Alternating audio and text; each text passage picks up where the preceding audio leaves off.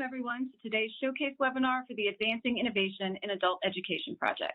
My name is Lori Meyer and I'm the Associate Director of Education and Technical Assistance for Manhattan Strategy Group. Today we are shining a spotlight on the efforts of 9 innovative adult education programs. These 9 programs are the latest cohort to be recognized by the Advancing Innovation Project, which is a 3-year effort to identify and highlight practices in adult education that lead to improved learner outcomes.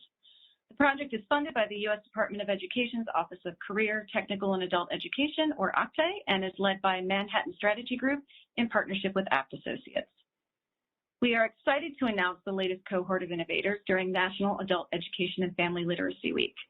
In addition to our 9 program directors, who I will introduce in just a few moments, we are thrilled to welcome a special guest from OCTE, Cheryl Keenan, Director of the Division of Adult Education and Literacy, as well as Lori Kierstead-Joseph, Assistant Vice Chancellor for Adult Basic Education for College and Career at Pima Community College, and PCC was one of our inaugural innovative programs recognized last year. After some introductory remarks, we will spend the bulk of our time today in 2 panel discussions with our program directors to learn more about their efforts to increase access to adult education services, help learners transition to next steps, and discuss their partnership efforts with community-based organizations and employers in particular. We'll split up our 9 programs into 2 panels so you have an opportunity to hear from all of them today. Finally, at the close of the webinar, we will share details about how to learn more about these 9 programs on our project web pages on links. And with that, let's begin. Next, I would like to welcome Cheryl Keenan. Cheryl is the Director of the U.S. Department of Education's Division of Adult Education and Literacy. In her role as the National Director, she oversees the office which funds almost $600 million in state and local grant programs to enable adults to become literate and complete high school so they can succeed as workers, parents, and citizens. She is responsible for overseeing the Adult Education National Program count, including resources to assist further development of the field of adult education. Prior to her appointment to the U.S. Department of Education, she served as the State Director, Adult Education in Pennsylvania. Cheryl holds undergraduate and graduate degrees in the field of education, has performed fieldwork in the area of special education, and served on numerous committees to advance the education of children and adults. Cheryl? Thank you, Lori, and welcome everyone. On behalf of the U.S. Department of Education, I extend wishes for a productive National Adult Education and Family Literacy Week. This week's a great opportunity to build awareness in your communities about the importance of adult education and to highlight the difference that adult education makes in the lives of our adult learners.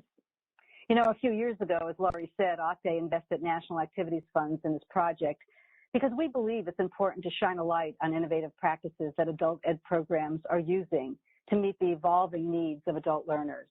This is the 3rd and final round of practices that we're highlighting. So the 9 practices that we're showcasing today are illustrative of the types of activities that adult ed programs have implemented in using a holistic approach in carrying out adult education. The 3 practices that we're recognizing have to do with integrated education and training models, transition to further education and training activities, and strategies for increasing access to adult ed services for varied populations of learners. The work of the staff leading these practices reinforces that adult ed programs need to consider adult learners' needs. That includes their intellectual needs, their social needs, their physical needs, as well as their emotional needs. I want to mention that the programs we are recognizing here today not only demonstrated a commitment to innovating, but they took the initiative to apply to this project for recognition of their work. The practices they submitted underwent a review to document the features that helped to make them successful in leading to better employment and educational outcomes for learners. You know, adult education's goal is to lift up innovative program practices that are making a difference, but also to inspire others to innovate. So I'm here today to personally thank each of these professionals that we're going to hear from for seeking out ways to improve services to the adults in their communities, services that are taking on a growing urgency as the country moves towards recovery. So many individuals who already had barriers to employment have been disproportionately affected by the pandemic. Innovation may be more important now than ever to get people back to work and on a pathway that offers real opportunity. So thank you for making a difference in the lives of our adult students. We all share the common goal of improving the lives of individuals through believing in the power of education. I look forward to hearing from our panel in more detail about their journeys. Back to you, Lori. Thank you, Cheryl, for that welcome and for joining us today. Today, we are going to hear from 9 individuals who are leading efforts to support adult learning in their communities. It is my pleasure to introduce our panelists who represent the 9 programs. All of us here today on the panel, and for those of you viewing the webinar, spend our days striving to improve outcomes for learners. So with that in mind, I've asked each of our program directors to share a favorite anecdote about how their program improved the life of one of their students. So I will introduce the program directors one by one, and we'll hear from them. First up is Debbie Faubus-Kendrick from the Alternative Sentencing Program in Crawford County Adult Education Center in Van Buren, Arkansas. Debbie? Hi, thank you for having me today.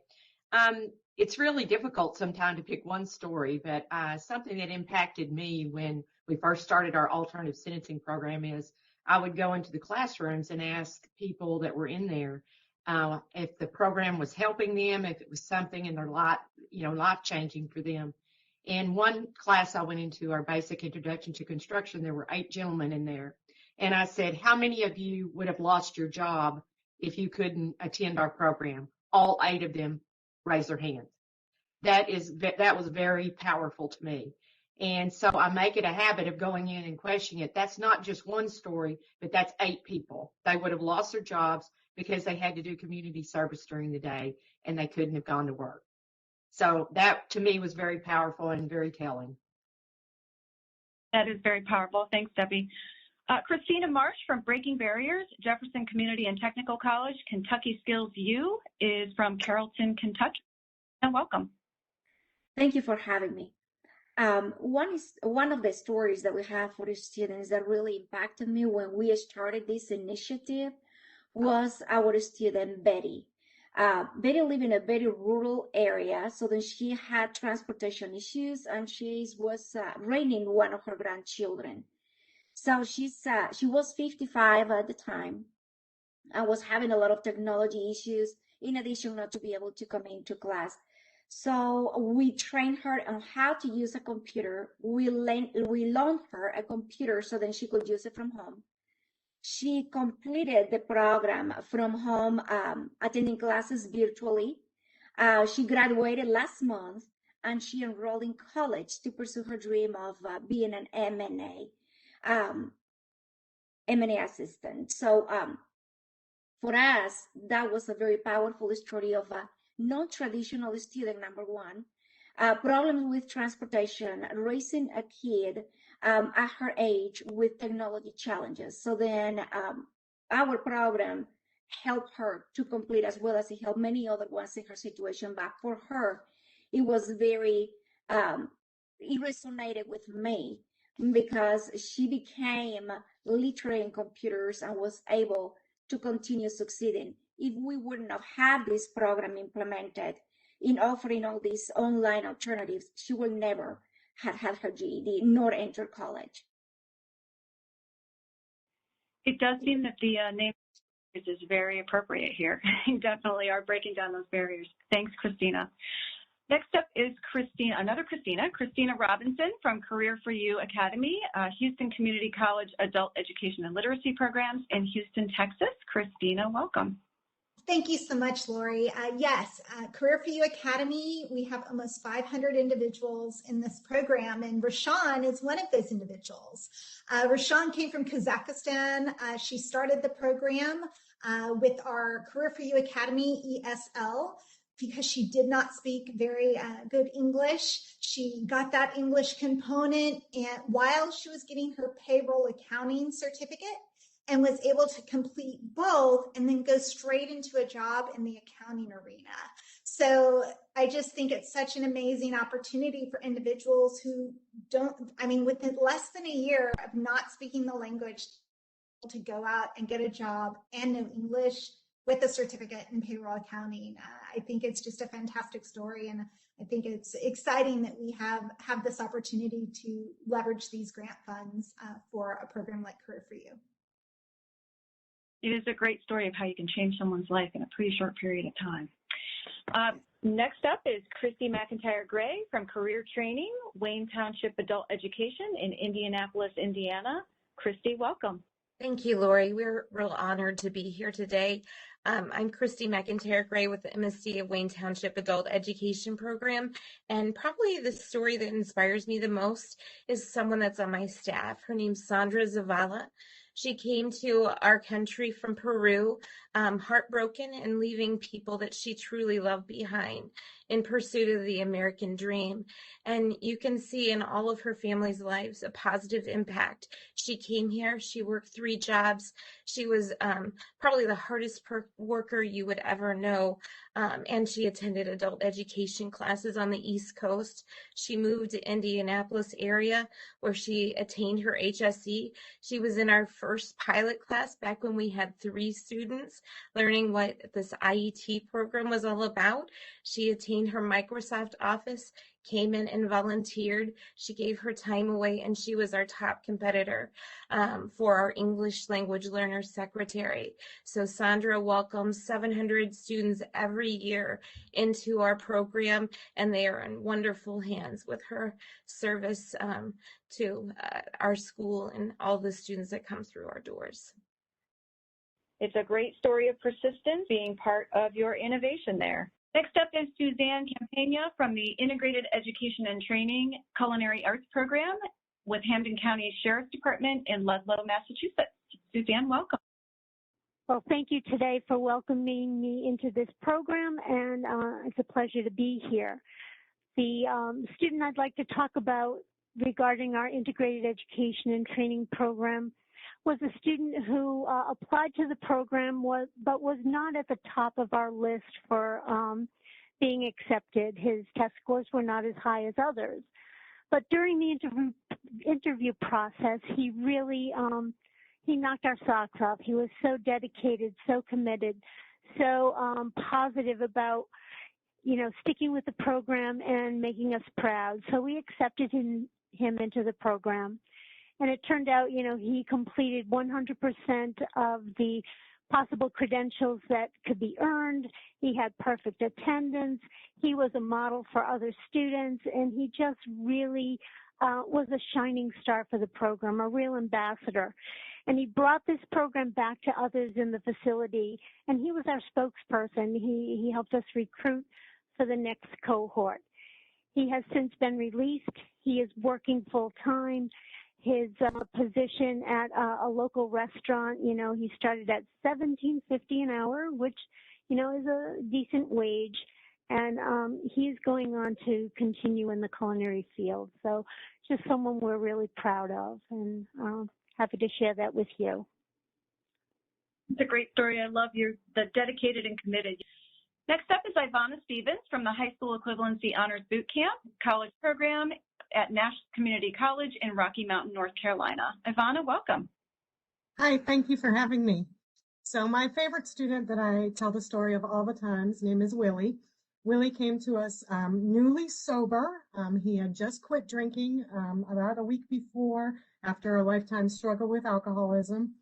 He quit because his 5-year-old son, who also had Down syndrome, was diagnosed with cancer. So he decided that it was time to quit and change his life.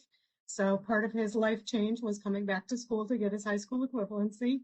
So he came in, he entered our boot camp program, completed our boot camp program, transferred immediately into the culinary department on the other side of campus, and completed his 2-year culinary degree, went on, has stayed sober. He is now the executive chef at our local event center in the city. And continues to advocate for Nash Community College on every single social media site he can ever get on.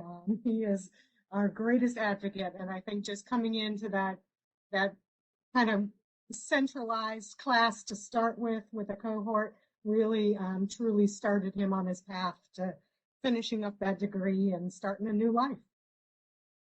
That is an amazing, as I was listening to you talk, I heard start a new life. That is an amazing story. Thank you for sharing and welcome. Next up is Cindy Wolfe from the Ohio Deaf Literacy Partnership, Delaware Area Career Center Aspire Program in Delaware, Ohio. Cindy, welcome. Thank you, and thank you for having me. I'm honored that we were selected. Our program centers on improving literacy rates for deaf and hard of hearing adults. And my favorite story is we had one student who desired to go to post-secondary, but she came in with a low middle school reading level. After completing our program, she got that up to high school level and did go on to post-secondary at the local community college and earned her credential in medical billing and coding. So I was pleased to see that.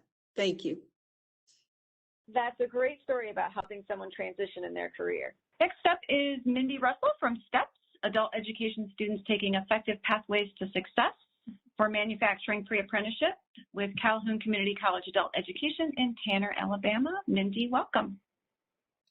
Thank you so much for having us today. The STEPS program was born out of the need for industry change in North Alabama. There was an outcry for the extreme need for employees in the automotive industry. Our favorite student story is actually about Jeremy. This young man came to us, a very broken young man, single father, on the verge of losing his son.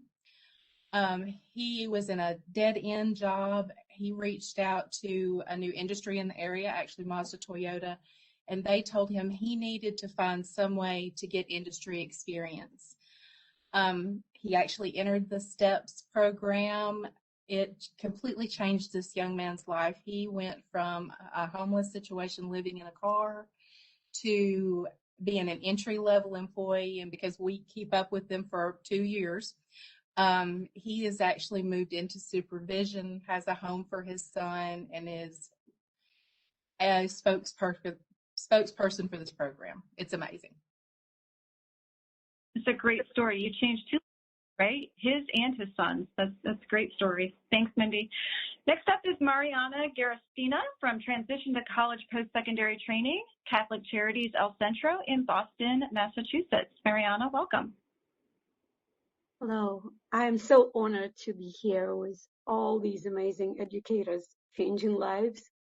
El Centro is a program for adult immigrant learners, and we helped hundreds of our students to enter college and meaningful post-secondary training.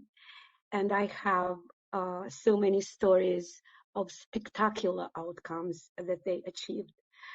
However, I would like to share a story of success that may seem more modest, but it really expresses the essence of what we are doing.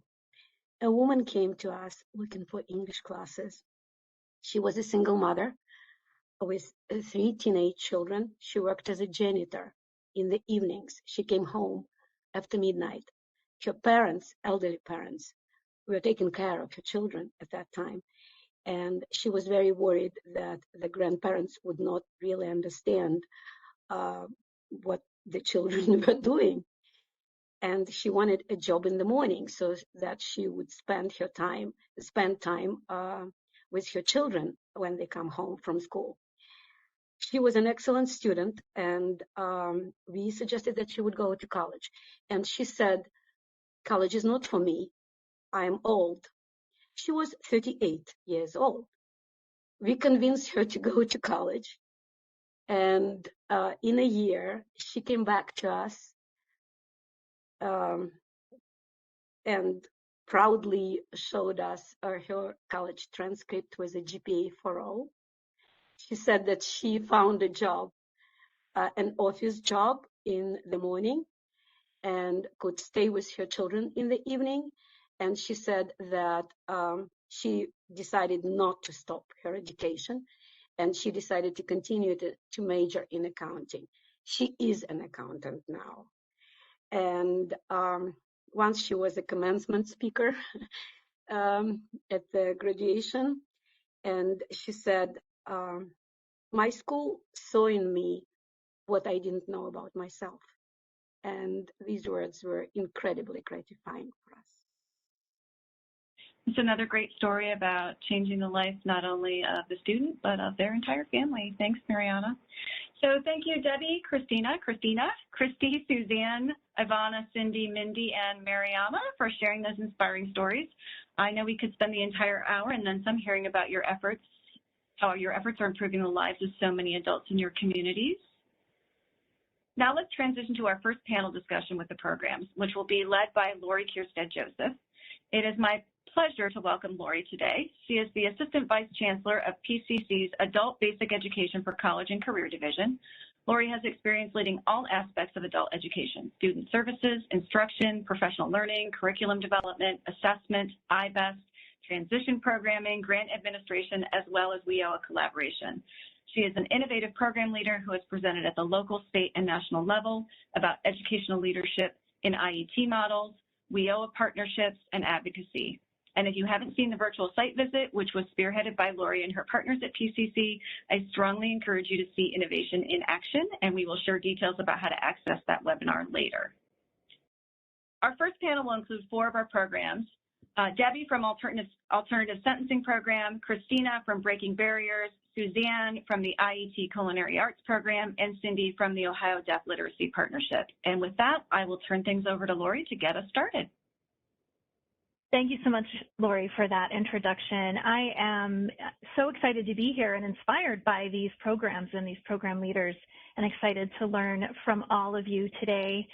I want to kick us off with our first question. One challenge that adult education programs face is being able to serve learners from a variety of backgrounds.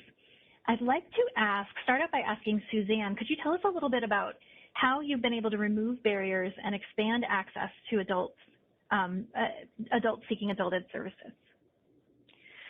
Yes, I'd be happy to answer that question. At the Hampden County Sheriff's Department, under the leadership of a very progressive sheriff, Sheriff Nicholas Kochi, we have been challenged in education to develop vocational and educational programs that will help our returning citizens gain access to post-secondary education, adult basic education, and employment as they return to their community. So with our IET Culinary Arts Program, we chose on purpose a Corey-friendly program in the hospitality industry.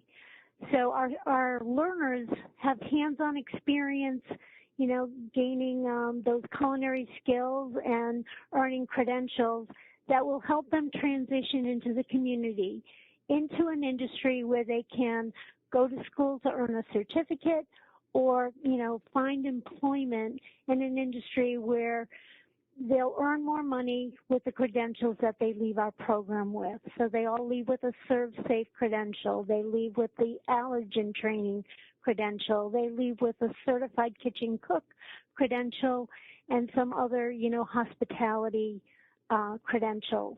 So we help them build a resume to overcome the barriers of employment for those leaving incarceration.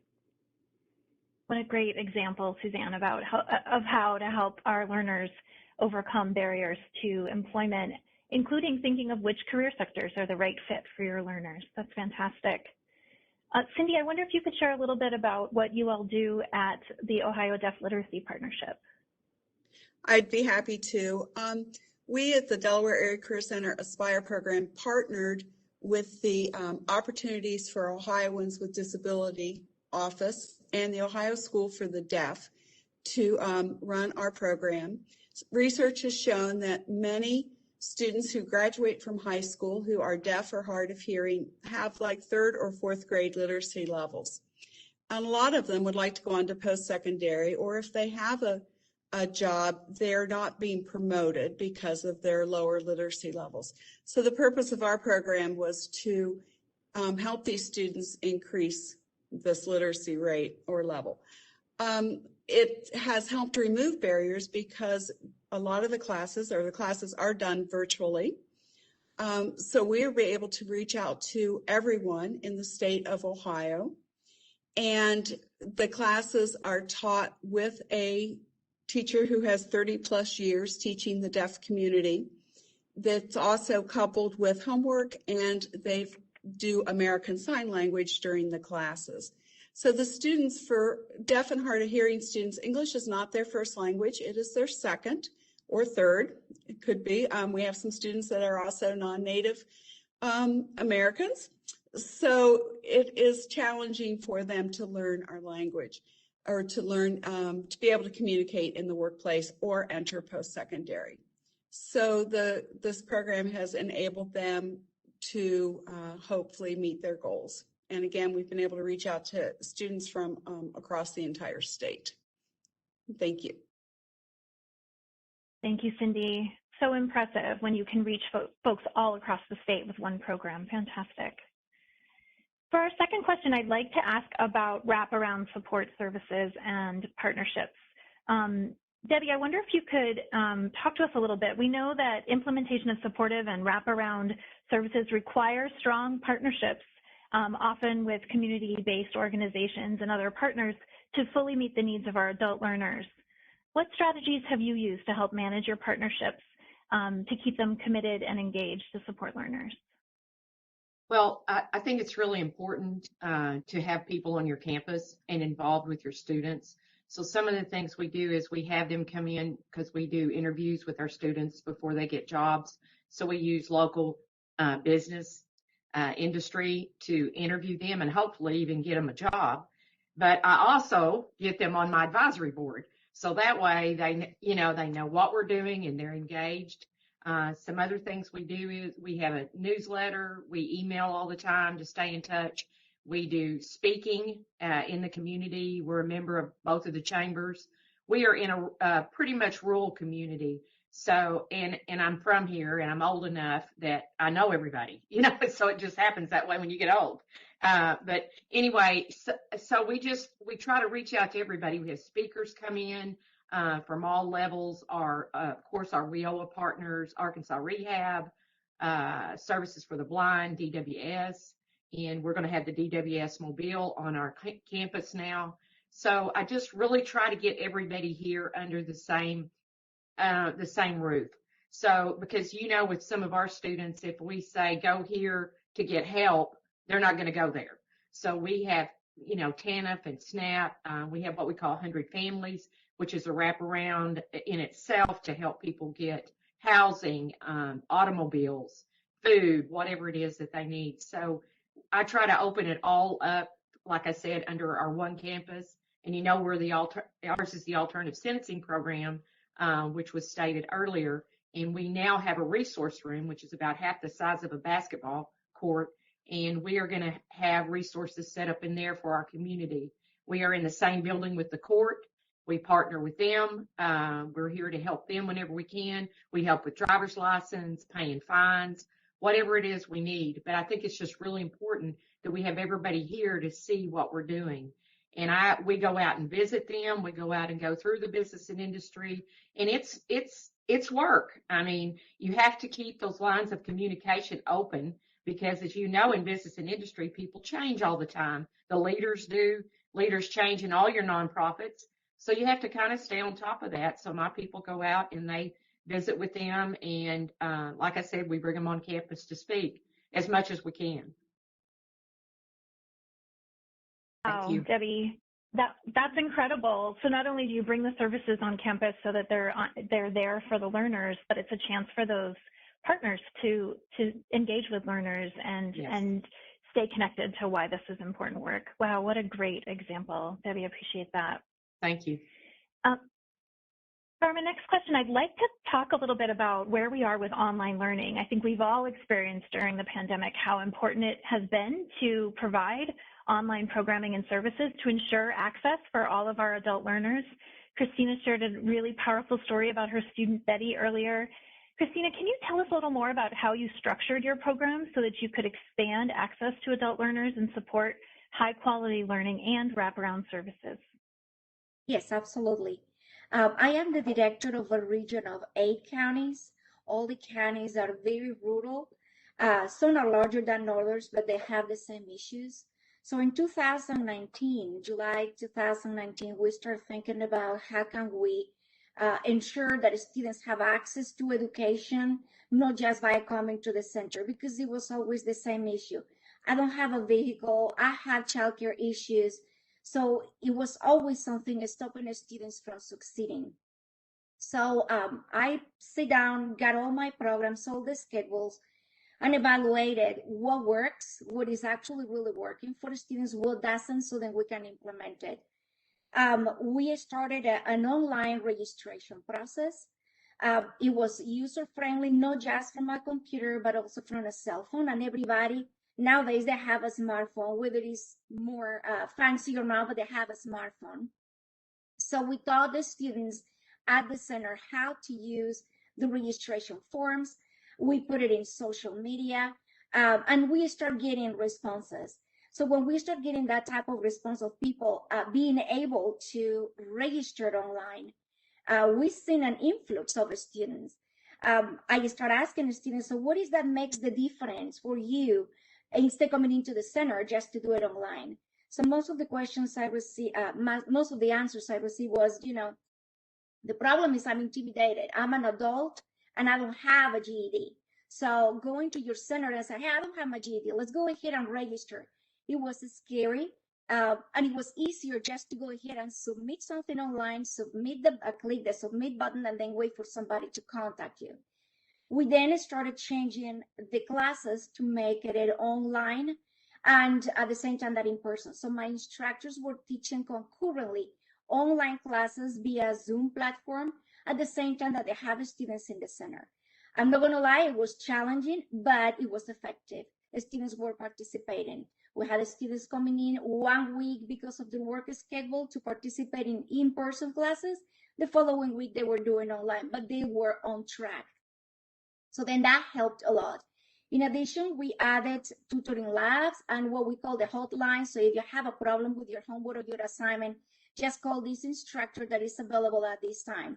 We also added a college and career navigator that was able to follow up with the students 24 to 48 hours after they completed the online registration. So then that engagement also occurred, in which a person can virtually meet with you, whether it's through a computer or through a cell phone, just to get you engaged to come into classes. Remote testing was added.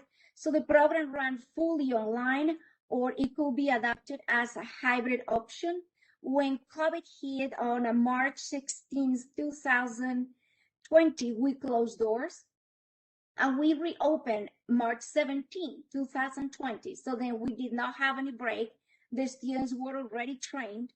So initially, instead of having a class of 10 or 12, we only have 1 or 2 because it was kind of something new, but they were attending. And we were able to continuously run the program without any problem, submit assignments via Google Forms. The students were able to complete those on their cell phone if they did not have a computer. We added some laptops that we were able to loan to students that needed something more. Start looking into other programs, that's online platforms that were user-friendly for cell phones. So then we added all of that, and we're still improving upon what we see. But what it did is it opened the doors for everybody to participate, regardless of the condition, regardless of the situation, regardless of whatever they didn't have transportation or do have transportation. So that it was very powerful to see that that was one of the issues that was deterring students from continuing with their education. So, and one very important thing that we did as well was the fact that with 8 counties, everybody had schedules for classes. So we are a region. So we function as a region where one instructor can be teaching from one of my counties to the other 7 counties. So students do not have to travel to get quality instruction. Students don't really have to travel neither to get that tutoring help that they needed. They just connect with a person that can help them in whatever location they are. Wow, Christina, thank you so much. Everything from intake to wraparound supports and loaning devices to how it's impacted what programming you can offer across your whole region. Really incredible, and certainly it poised you ready to respond during the pandemic. Thank you for sharing that example. I'm taking notes myself for some lessons learned I can employ back here in my own program. Well, I feel like we could do another round and hear from all of you again, but I know we need to wrap up. I just want to thank you all for sharing these best practices from your programs and these models. You're doing such incredible work. Thanks again to Debbie, Christina, Suzanne, and Cindy for sharing your insights, and to Lori for facilitating the conversation. Next up, our second panel will include 5 of our programs. Christy from Career Training, Ivana from High School Equivalency Honors Boot Camp, Mindy from STEPS for Manufacturing Pre-Apprenticeship, and Mariana from Transition Secondary Training. And with that, I will turn things back over to Lori for our second and final panel discussion. Thanks again, Lori. I'm excited to be here now with the second group of panelists to ask another round of questions and continue learning from all of you and your innovative model programs. For our first question, I'd like to start with Mindy. In your STEPS program, I'd like to ask you a little bit about how you're doing some career awareness and employability skills work. I know in all of our adult ed programs, we're working to provide opportunities to explore careers and in-demand occupations in the local labor market. How is your program working with learners to identify their interests and develop skills? And what opportunities are you providing for your learners to get industry credentials? One of the reasons that STEPS was born was because of an extreme need in the automotive industry.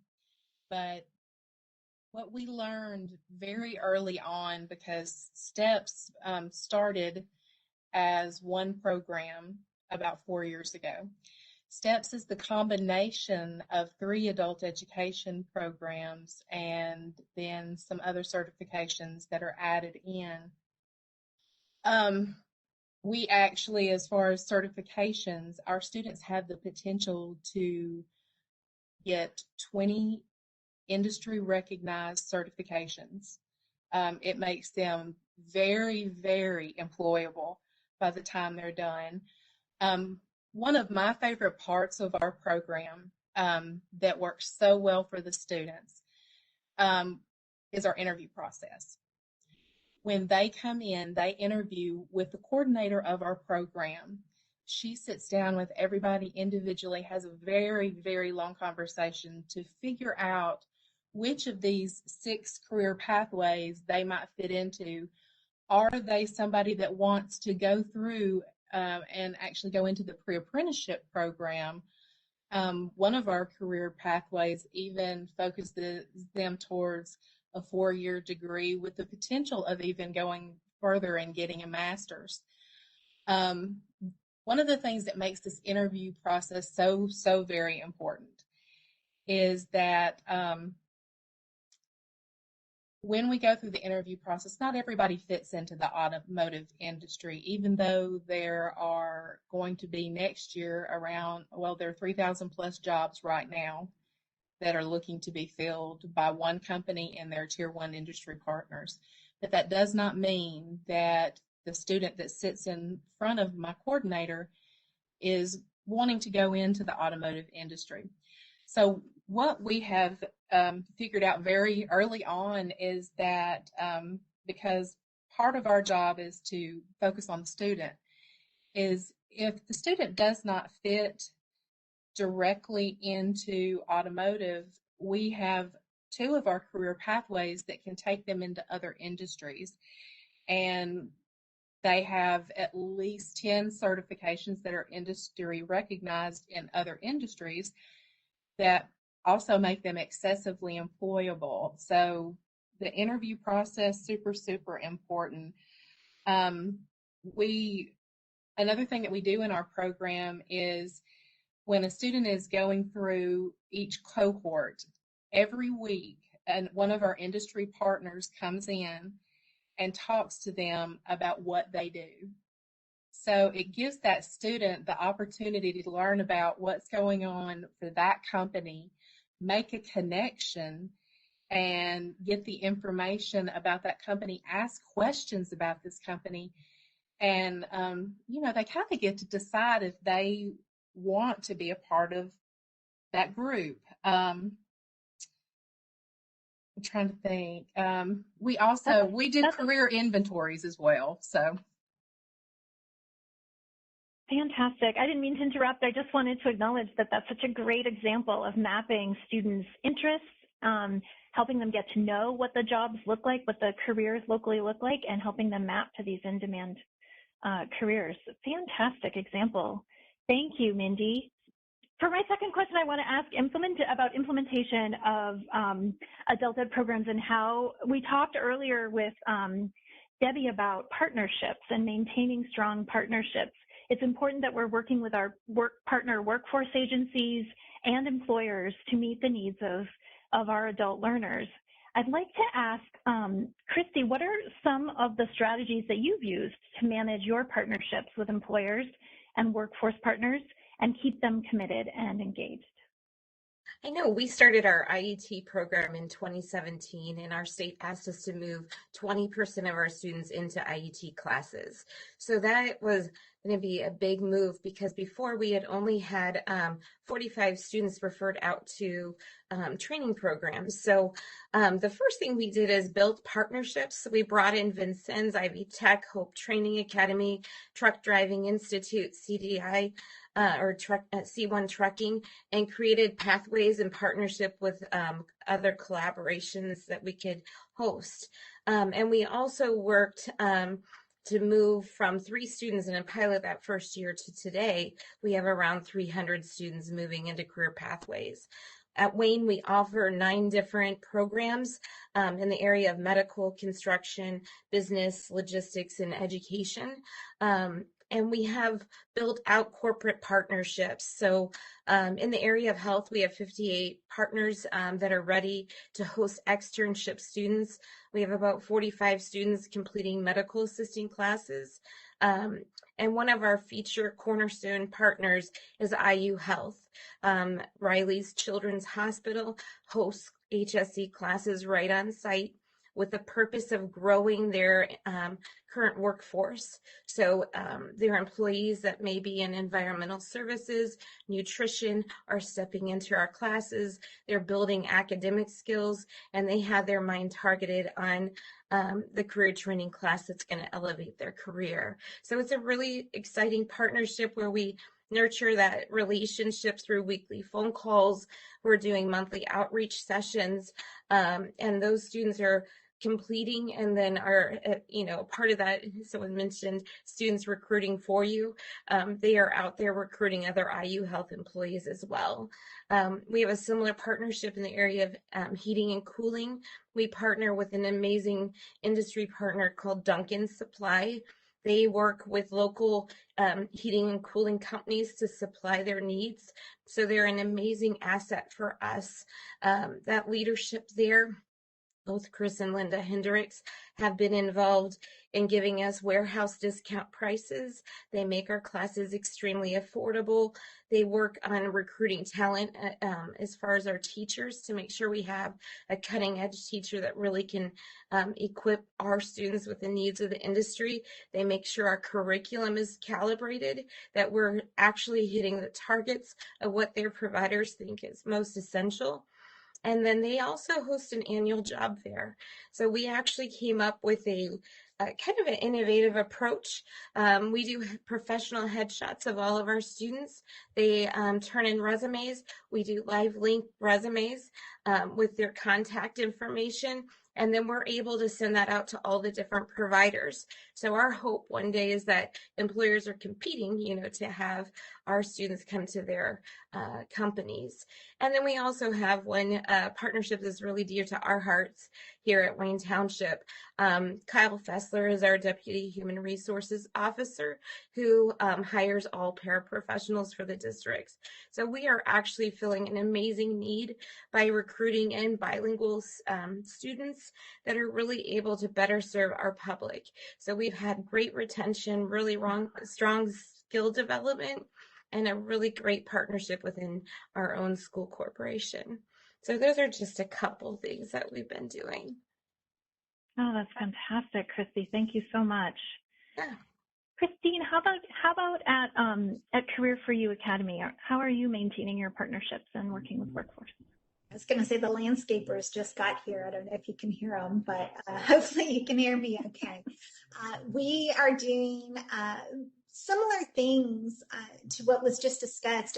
I wanted to mention, so I think the biggest thing is when Career for You was developed, we worked with our partners to identify what were those high need occupations, right? And so as a result of that, we came up with 5 clusters: IT, construction, healthcare, business, transportation, and now we're just adding our newest is manufacturing. So when we think about students and we think about what their interests are, we know that we have to have programs that get them excited, right? That's the only way that we're going to be able to retain and maintain those individuals. So we were able to build an academy for each one of those clusters. And within those clusters, we work with our workforce team, our Houston Galveston Area Council, they're our partner. So we go to them and say, hey, look, we're thinking about running this program. What does the demand look like? And then in tandem, we're able to launch that program. And there have been some programs where we've said, you know what, nobody's hiring for this program. Although it sounds really sexy on tape, you know, it's probably not going to get hired. So probably not a program we want to run. But what we have done is modified as a result of that. And with COVID, a lot of remote occupations, you know, and that IT Academy has really grown as a result of that. Another thing that we had to do was we had to look differently about partnerships. And so throughout COVID, we were able to partner with a group called Work Texas. And we put a Home Builders Institute within Work Texas. And so as a result of our partnership, we do virtual job fairs, on-site job fairs. We do the financial coaching, you know, because they need that as well when they get ready to go to work. They have childcare on site. They also do professional development with regards to we have a 2-week boot camp that basically gets them out as they come out of the program. 2-week boot camp, we're getting you to work, right? And so as a result of that, we've been able, a lot of electrician placements, a lot of, you know, Houston Community College and our area as a whole, you know, one thing we can always count on is a hurricane. So there's always a need for people to rebuild. And so our construction programs have done very, very well. I'll say, you know, on average, you know, we put over 6,000 students in our program every year. The Career for You Academy program started very small. You know, initially we had only about 53 individuals that had an interest. And as we built out those academies, and we called it Career for You because we're like, they don't want a job, they want a career. And that's what we're trying to do, is get these individuals careers. And so now we've eclipsed 500, and this year we have a target to expand over 600. So, you know, I think as we built this out, we've also added the apprenticeship model. And the only way you can do that is with partners. And I'm excited that we have an insurance partner that the insurance industry is just exploding right now. And they've said, we want to partner with you to build this, to get more insurance sales reps out, more insurance support services, because as our country changes, so do the needs of the insurance business. And so as we look at partners, it's aligning what we're offering with those advisory boards and with what the employers need. And ultimately, you know, success lies in additional partnerships. And so we just launched one called the Career Connector. And so Workforce Solutions, which through the Workforce Board, they've actually hired career navigators, and we work in tandem with them, our navigators and their navigators, to not just get the student on the front end, but get them on the back end to make sure, okay, now you're employed. How do you need to move forward, right? So we get on the job, but we're actually maintaining that continuing progress with them. So it's, you know, we look forward to what this year has to offer. So far, it's been interesting to say the least, and it's only 2 weeks in. But we look forward to Career for You continuing to grow and providing solid outcomes for students. Oh, fantastic. Thank you, Christina. And Christy, I love how you're really showing us these examples of how being responsive to what the local industry is and needs is really what's helping strengthen those partnerships and leading to the partnerships. Fantastic. So one final question I'd like to do, there's a lot that goes into helping a learner get through your program, transition on to further education, and get to employment. We heard a little bit about some of that from some of our earlier folks, but I wonder, Ivana, if you could talk to us a little bit about what types of services that your program provides to support learners to completion and help them transition on to their next steps. Sure. So our program is a 5-week high school equivalency boot camp. Because of its intensity and because they're working out, we obviously don't do an IET program with that program because it's too short and too condensed. When we first started the program, we'd get through students through and we'd say, okay, now go over to curriculum or go over to Con Ed and go ahead on into the next steps. And we quickly realized that our sending people was not working. So as you all know, that our population needs the most hand-holding to figure out how to navigate processes. And the processes of applying to school, getting financial aid, figuring all that out are extremely complicated for many of our students. So we kind of reevaluated and put in some supports along the way. So all of our students, no matter whether they're in our boot camp program or any of our program, have to do a Tradeify assessment. They go in and they do a skills test at the beginning of during their orientation process, so that our transition person can kind of start working with them at the very beginning and say, okay, so this is kind of where you're looking to go into. So let's talk about that. Here are the programs on campus that have that. Here's how much money you might make. All of those conversations are kind of started at the very beginning. Then for our boot camp, during that very first week, that transition advisor comes in, starts that conversation, and says, okay, here are the things you need to start thinking about before you exit out. Then we get to about the second or third week, and we actually have our campus-wide connections come into the classroom. So based on what the students have said they're interested in, we might have the EMS coordinator come in and talk to the class. Or we take a student or two over to the manufacturing department and show them and actually give them a tour and let them meet the program directors. And then fourth week, we have our admissions and our financial aid and our scholarship people come over and they come into the class. So the students actually do their application to the college before they're finished with the high school equivalency. They do as much of the FAFSA as they can beforehand. They do the scholarship application ahead of time. So all of those steps are kind of done with the hand-holding, with somebody who can answer the questions right there. And if the students run into problems, say with financial aid, then we've already started that process so they don't get held up after they finish and they don't hit that roadblock after they finish and say, oh, I can't figure it out. I can't go to college. It's too hard, before they exit our little insular program. So that's been probably the biggest thing that we do. And even though we don't do IETs, because in that program, because of having the other program coordinators come into the classroom, we've really established those connections. And my most recent example is we had our EMT coordinator come into our classroom because we had 2 students in that group interested in EMS, and the night academy had started that same day. And he said, I don't need your certificate to start as long as you've got the scores to start. And one of the girls said, okay, I'll start tonight. And we got all the paperwork done, the scholarship filled out, everything. And she started that night academy that same day.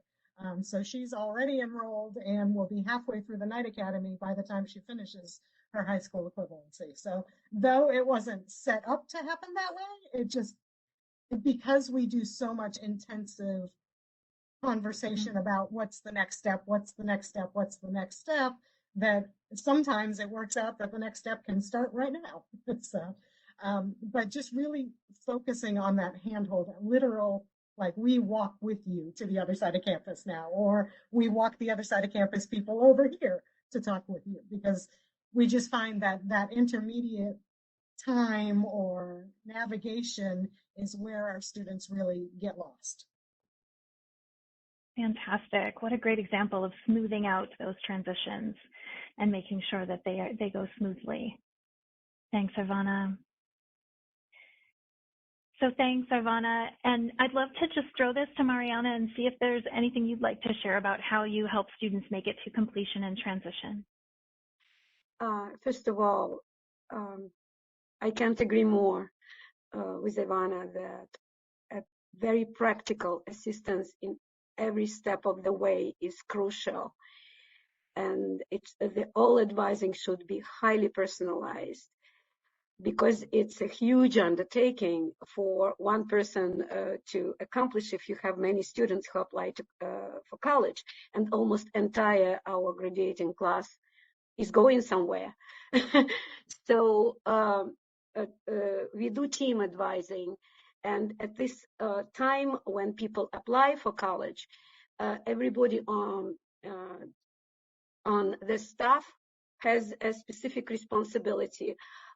One teacher is responsible for essays, another one for communications with institutions where our students go. Our advisor is a master of FAFSA because we had so many students who came back to us because they could not study. They made FAFSA mistakes when they did it on their own or with the help of colleges.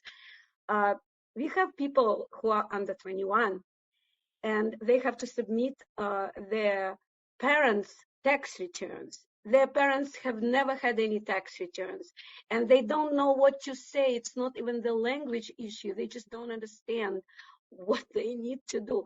So our advisor is really trained, and it's just one example of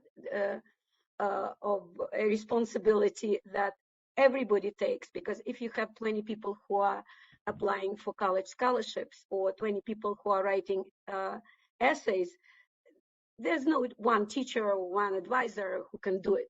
It should be all teamwork. That's one thing that I wanted to say. Also, I wanted to say that it's very, very important to support our students when they start college. The first year is crucial.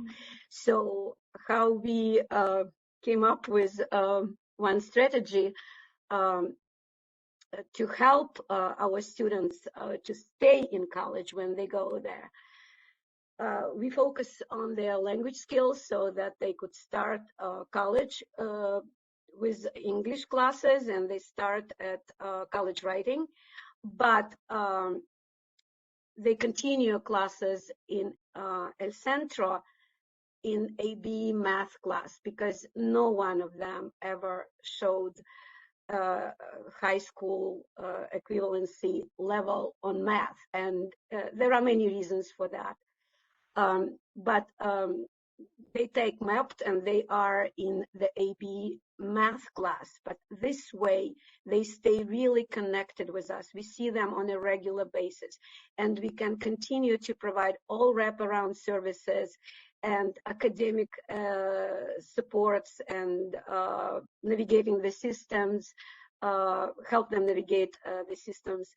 Since we started to do it, we always helped on a piecemeal basis, but since that practice, our students seldom have less than A in college writing one, and have over 80% college retention rate.